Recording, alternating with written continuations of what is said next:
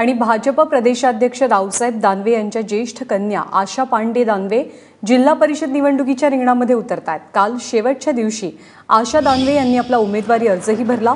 हजारो समर्थकांच्या उपस्थितीत शक्ती प्रदर्शन करत दानवेंनी आपला अर्ज दाखल केला। जालना जिल्ह्यातील भोकरदन तालुक्यातील सोयगाव देवी गटातनं त्या निवडणुकीच्या रिंगणामध्ये उतरतात।